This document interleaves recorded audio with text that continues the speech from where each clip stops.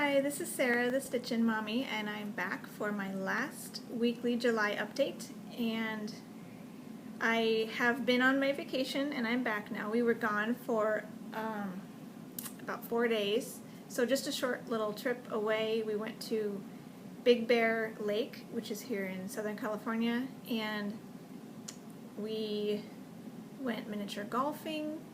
We went to the little zoo that they have there. We did some shopping. We walked around the edge of the lake. We took a hike, visited some restaurants that were there. We stayed in a like a vacation house, and so some of our meals were at the house and some were eating out. Just a nice time to be away and be in the woods, and now we're home. So I got a little bit of stitching done and the travel to and from, and I got some stitching done in the evenings when the kids were asleep, and so I'll show you that in a little bit. All that to say, I was not able to watch any Flosstube while we were gone. I normally watch on my phone actually, but so I could have watched, but it seemed antisocial even if I had brought earphones to watch while we were there with my in-laws, and so it was just kind of, it would have been a little bit strange to be kind of sitting all, by myself, plugged in. So I didn't watch any Flosstube while I was gone. So now, even though I was caught up, I am no longer caught up. I'm about almost a week behind now, maybe about 6 days behind the oldest ones that I haven't watched. And part of that also is because I keep adding new people. I think I've added another couple, 2 or 3 more people. They show up on my sidebar, and I recognize their channel names because other people have mentioned them, or they're showing a whip or a finish that's something that really is my style. So of course, I have to add them. So I'm going to be checking out some new people as well. But I had a comment on my last video regarding what I consider caught up on Flosstube, and that doesn't mean that I've watched every Flosstube episode from all history and I'm currently caught up with all of that. There are a lot of videos that I have not seen. There are a lot of previous episodes of current subscriptions that I have not seen. So if I subscribe to somebody today and they have 50 videos in the past, I'm going to just watch their most recent video and move forward from there. I'm not going to bother going all the way back. I just don't have time for that. And if somebody has maybe 1 or 2, I might go back and watch those old ones, but with the little time I have, most people, I'll just start with the one, like I might go back a little bit just to view their most recent one if it's not in the current list of subscriptions with the, I don't know, I've never really used a watch later list, but when I'm on my phone and I click on the subscription tab, it just lists everything based on how new it is with the newest one at the top. And if somebody that I just subscribed to doesn't show up at the beginning of like what's unwatched so far, I'll like keep scrolling down until I find their most recent one, and then I'll watch it and then go back to the rest of my subscription that is unwatched, if that makes any sense. So I have almost a week now to get caught up in, but I'm hoping it shouldn't go too bad because it's still the summer and I'm still hoping to have some stitching time here and there. Let's see. Something else that I wanted to mention regarding like making stitching decisions is I'm really thankful for Flosstube and for making videos. I think just the process of talking out a decision, like talking through it out loud, is helpful for making decisions. So, for example, my most recent quandary of what to do about my Waterfalls piece, if I should stitch on it twice a month or once a month, and just different things like that where I'm not sure what I want to do, and I've gone back and forth about it in my head, and I haven't come to a decision. It seems like filming it and the process of talking about it, even though you're not there to actually like sit with me and look me in the eye. Like, I'm talking it out with you, like, virtually, and just the process of talking it through helps me come to a decision. So usually by the time I've finished filming, I've made a decision.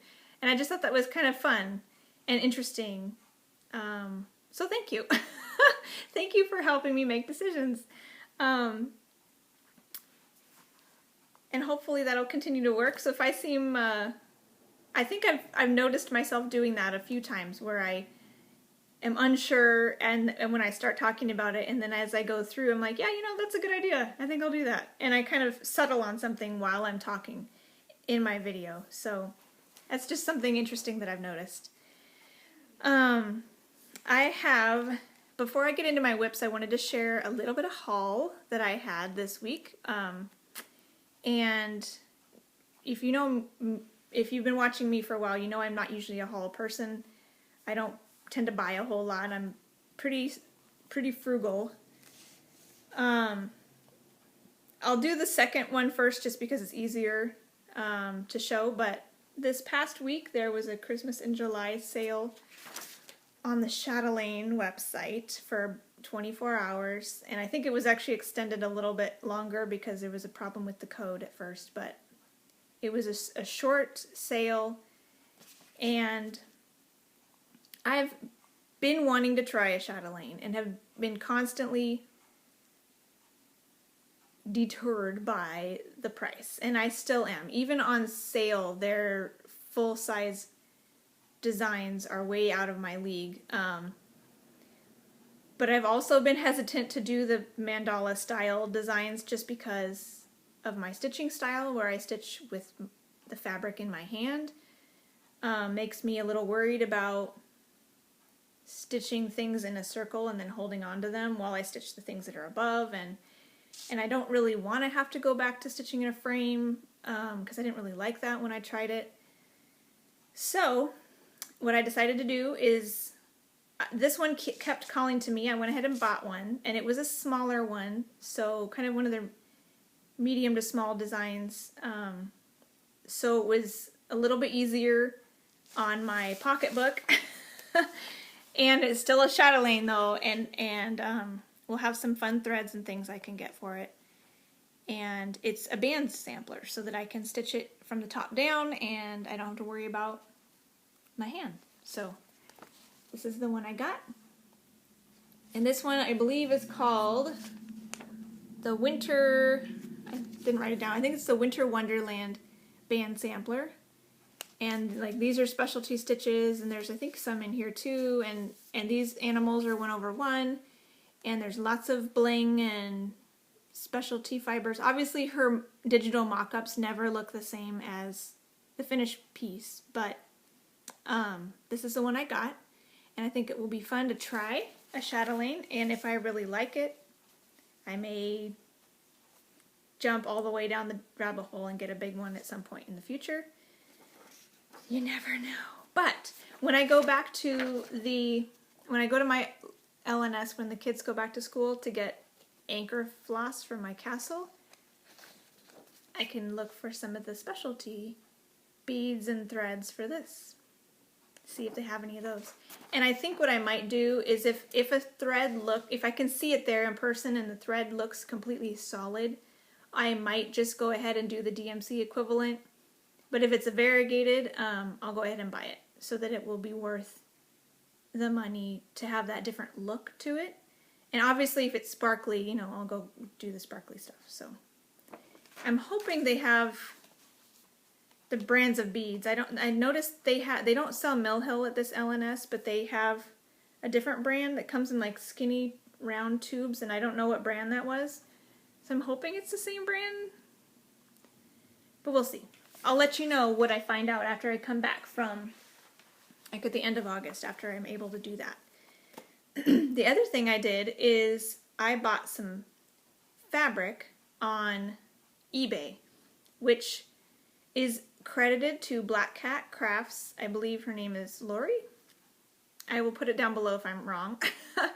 But she keeps finding charts, like Mirabilia and lavender and lace charts on eBay and finding great deals. And she gets them on sale elsewhere. So that just kind of inspired me to go on eBay myself and see if I could find any good deals. So I like looked through my wish list of charts and didn't necessarily find anything that was an amazing deal.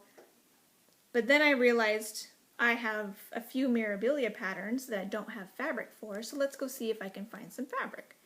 And there was a seller selling 5 fat quarters of 32 count linen, $10 each, which seemed reasonable for a colored linen.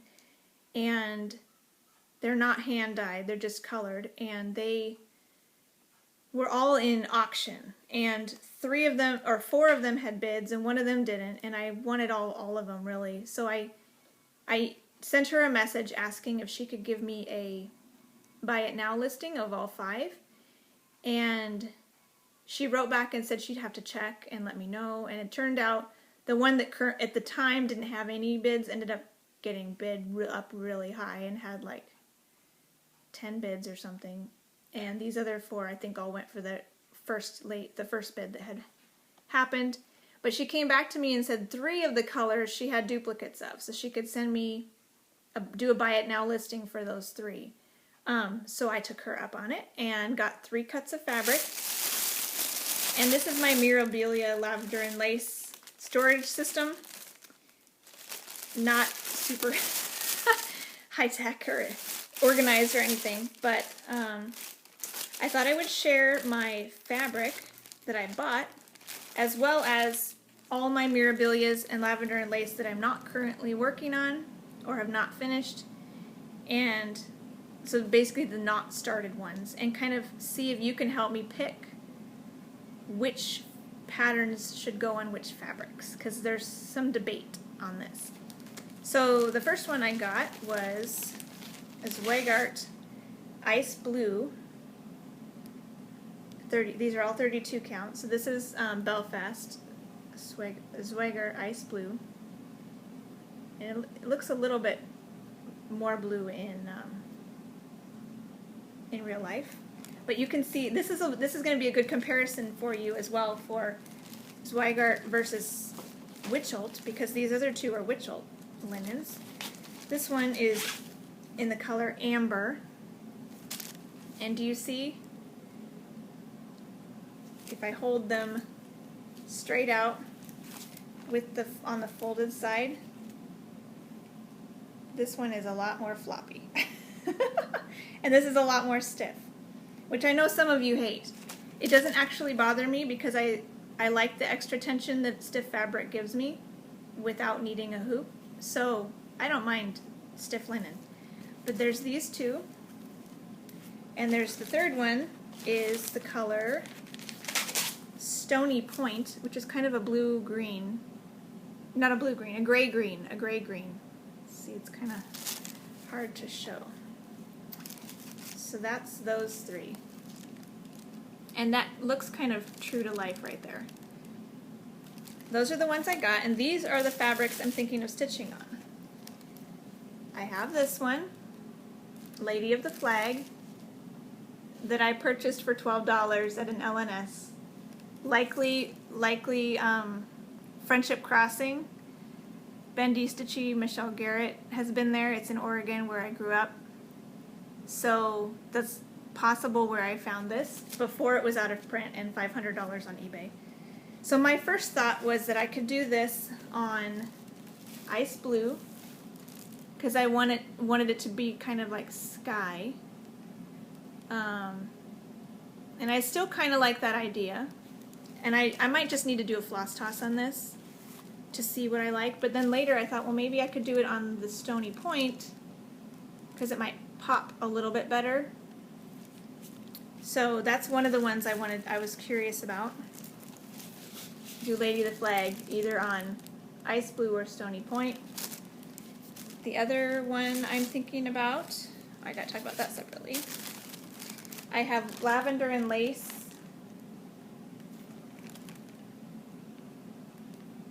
Isabella's Garden. And my mother-in-law got me this with the bead pack and all the DMC. And this one I was originally thinking could go on this one, because it'd be a lot similar to their called for color of like copper penny, I think they had. But it could really go on any of these. It could be like sky or garden. So again, I might just need to do a floss toss before I can actually decide. The other one that I was curious about, I have this one, Butternut Road Christmas Visit, but I don't think it'll work very well on any of these that I have. So that one's just going to have to wait. I also have Lady of the Mist. And this, I think I'd rather have like a light green. So this green is too dark. And I don't want brown. Maybe blue, but I kind of think I'd rather have a light green for that one. So not any of these for that one. I have this I showed recently, Roses of Provence. I think I want to stick with something lighter on that one as well. This could work on the blue, the light blue maybe, or a light green. What were some of the other ones I was thinking of doing? While I show you this, I have Titania, the Queen of Fairies. She does not have any fabric, so I could use this for her if I don't use this for the Isabella's Garden, because that would work for her too. While I'm at it, here is Winter Queen, and she's got white linen, and Summer Queen with white linen and all the beads. And I think I have all the beads for Winter Queen, they're just in my beads storage and not in here. And I also have Sabrina with fabric and Karen water lilies and beads, which are the only silks that I've ever owned, and I've still never used them. So I don't know what I think about that yet. And my last one I have, this is a Friendship Crossings bag, Michelle. My mom got this one for me from Friendship Crossings. And this is the Cottage Garden Fairy, along with its fabric that it calls for too. Those are all my Mirabilias and Lavender and Lace that are not currently started. The other one I was thinking about is this one. It's called Little Wings. And this one I was thinking could be blue for sky. It also could be this, but that might be a little dark because her dress is green. I am tempted to change her dress to a different color, but I'm not sure. Then I remember talking before about wanting to do something on 40 count and not being able to do any of these types of patterns that I already have on 40 count because I use beads, and it's already squishy on 32 count, so I couldn't use beads on 40. But I saw this one and realized there's no beads on this one. So I think I want to do this on 40 count and have that be my experiment with 40 count 1/2. If anybody thinks that's a bad idea or they have a better idea, feel free to comment. I chose some, not purchased yet, but it's just on my wish list. I chose some 40 count patina from Lakeside Linens, which is a very dusty, light dusty green, to be the background fabric for this. And I think that would look really nice. So that's my thought on that one. So I have those questions for y'all.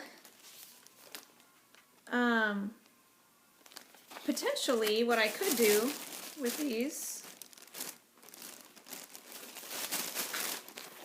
if I wanted to put these all together, I could do this one on blue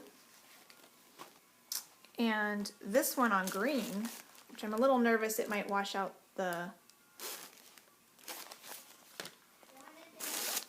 these little flowers down here. And then this one, Titania on the amber. So what do you guys think? Do you think this one should be blue or green or something, or would it look good on this one? There's white bubbles, so it has to be a darker color. She's got a green skirt, and there's green flowers. I don't know. Give me your thoughts. I'd love to hear them.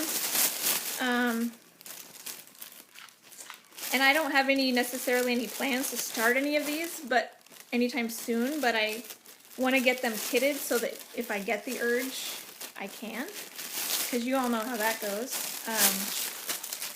So just I am soliciting ideas, and if some of these don't work out for any of those, then I'll just keep them until I find something that does. So, like this one might work for my shadow lane, if it doesn't work for anything else. So we'll see. I'll show you that again. They have it on kind of a medium blue, but it could be on a greeny, because it's a garden. It could be on a green-gray color. So, there's that. So all that to say, onto my whips. I worked on Waterfall in Yosemite for 3 days before we went on vacation, and they were kind of scattered days.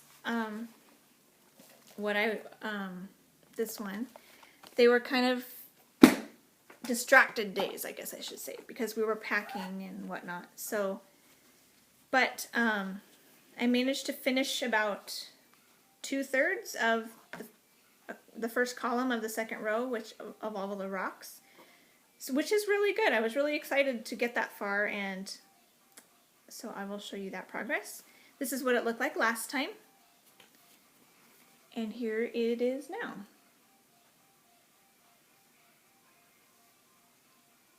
And I got this whole,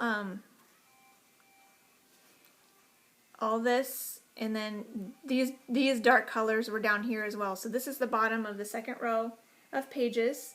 So I think next time I pick this up, which won't be for a few weeks, I'll finish this column and then move over to do another row of a column of sky. Because I don't like that gap. Need to close the gap.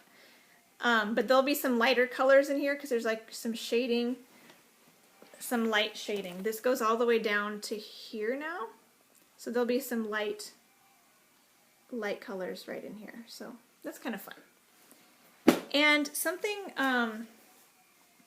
Ann P. was telling me in a comment that she likes to finish, put her project away while she still wants to work on it, which is kind of an interesting way to think about it. You don't want to work until you're tired of working on a project, because then you might not want to get it back up again. You may, when you go to get it, you might still feel like, oh, that one, I'm kind of not the motivation's not there. So she was saying she likes to put a project away when she still has the excitement for it.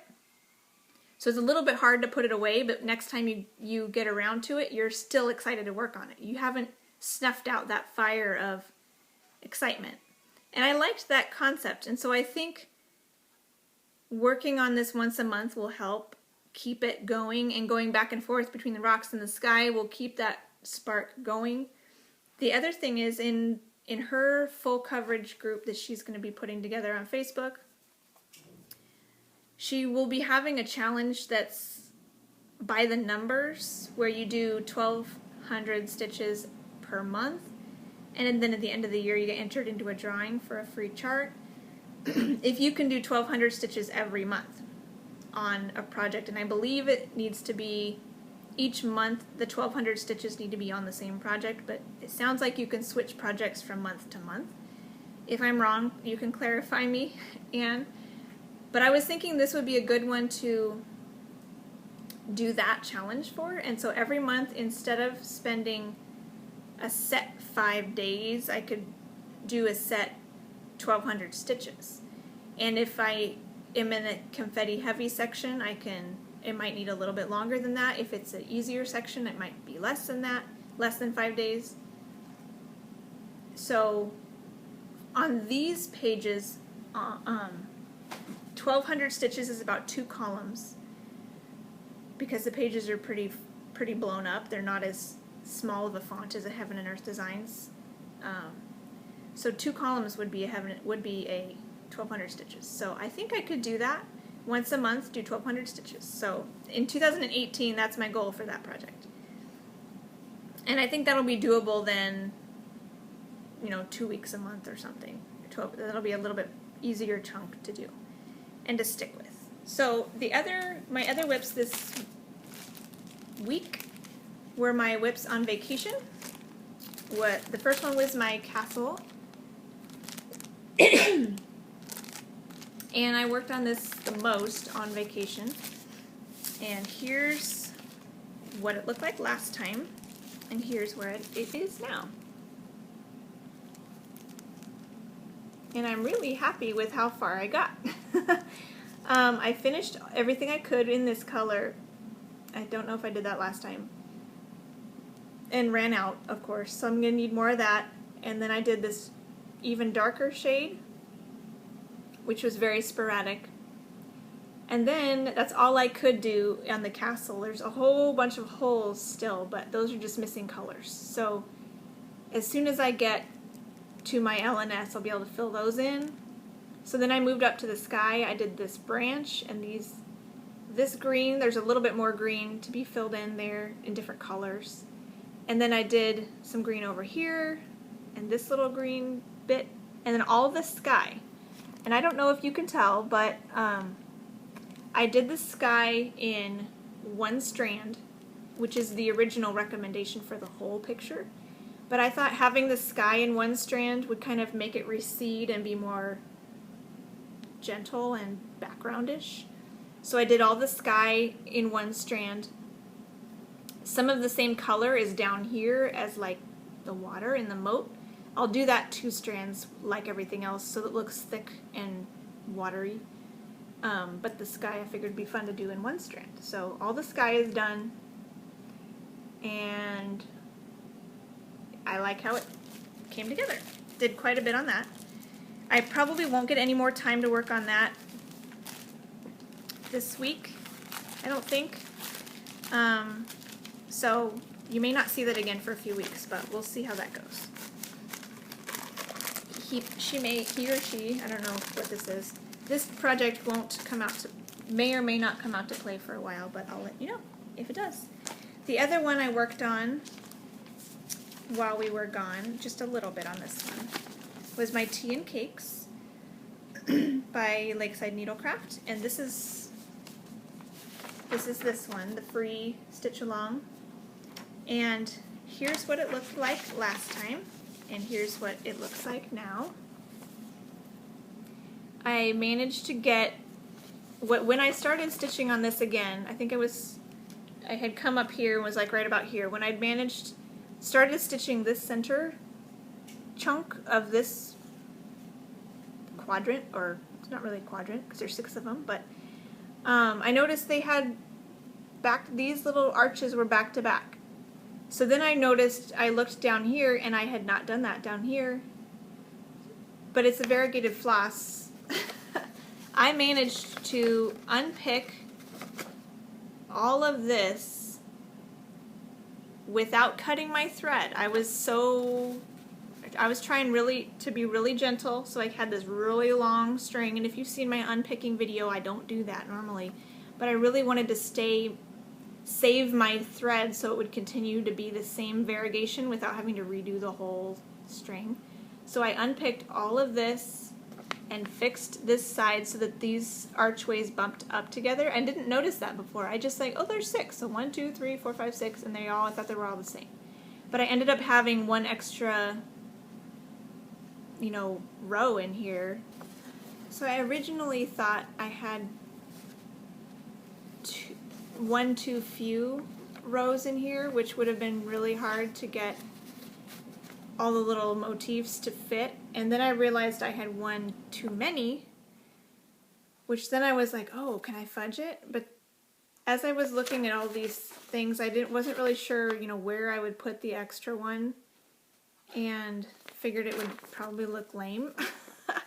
So I went ahead and just took it out and restitched it, and then started my new length and did one more length of floss, and that's all I got done on that one. I'm kind of excited to start working on the actual little motifs, so I may start those before I finish the border, and also so I remember which way is up, because you can't really tell otherwise. So that's tea and cakes, a little bit that I've done on that. Okay, the last thing I did, I worked this morning for a little bit on my temperature garden. I got today's the last day of January, or July, so I'll be able to do the last flower tomorrow. And I could have done like half of the last flower, but I went ahead and held off and just did one. So here's what it looked like last time. Here's what it looks like now. And I did this flower, which each petal is a different color, so that's always fun. And I put in the word July in that dirt colored scrolly script. So now all I need to do is the last flower of July and the stems of those flowers, which will probably go into the first stems of August as well. So I'll do all that next week, or midweek, I guess. So that's that one. And then later today, hopefully I'll have time. I always end up with no stitching time when I'm making videos, so hopefully I'll get some stitching time this afternoon or evening. And I'm planning to start working on Nantucket Rose by Lavender and Lace. This is the one that Dina with Half Stitch Cross Stitch is hosting the stitch along, technically starting tomorrow on August 1st, but I'm going to start working on her today because I am doing a full 5 weekdays on each project, and it only added one day, so I'll work on it today through Friday. And this is my starting point. Not a whole lot. Here's her sleeve and her skirt and some of the grass. And when I worked on this in February, when I started it, I was working on it along with other things on the same day, and it clearly didn't get very far. So this time, this will be the only thing other than the temperature garden that I'll be working on all week. So I'm hoping to see a nice chunk of progress. And the other thing I'll be working on this weekend, before I see you guys again, will be September. This is this one from the Snowflower Diaries. And not my favorite, little owls, so I'm hoping that I will grow to love them. Tina from Simply in Stitches, I remember when she was working on this last year, she didn't like this one that much either, but once she stitched it and saw these little guys stitched, she actually thought they were pretty cute. So I'm hoping that that will happen for me as well, that I will like this one once it is done. September is my birthday month, so I really want to like it. Also, it's very fall colors, which are not necessarily very me, but I'll have to see what they look like when I get them out. All of these end up looking nicer when I've finished them, so we'll see how that goes. That's what I'll be working on until I see you next time. I also wanted to talk a little bit about plans. In 2018. Okay, I'm still thinking about this.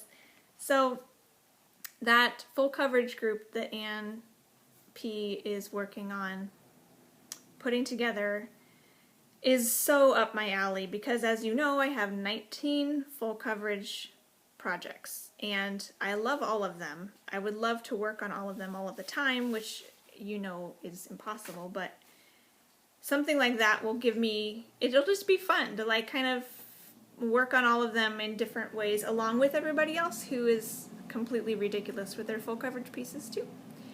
So what I did, she allowed me to see the challenges that she was putting together. So what I did was I made a list of all of my full coverage pieces, and I just penciled in all of the, I have tiny handwriting if I want to, I penciled in all of the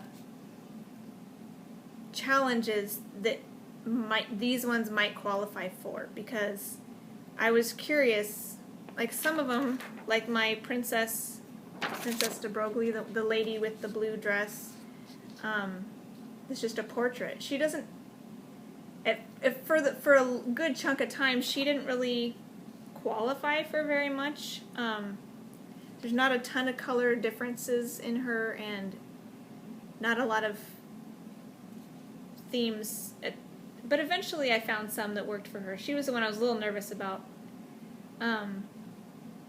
So now I saw Anne had put a spreadsheet together, and I think she shared it on Instagram. She put a spreadsheet together that was more specific to what each challenge was and some choices for each challenge, and I think I might do that, and put, so narrow it down even more, because this is quite a bit, like each one of these will fill a lot of challenges, but there's only so much time for each challenge and only so much time to stitch.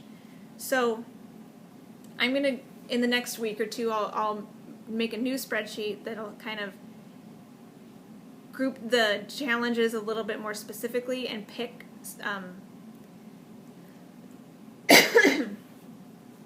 I'll pick various whips for each challenge with some extra ones in case I change my mind at the last minute.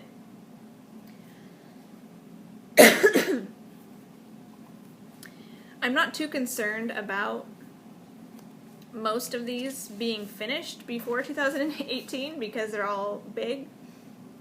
So I'm pretty sure I will still have all 19 of these next year. The only one that is the tiniest one is this little, the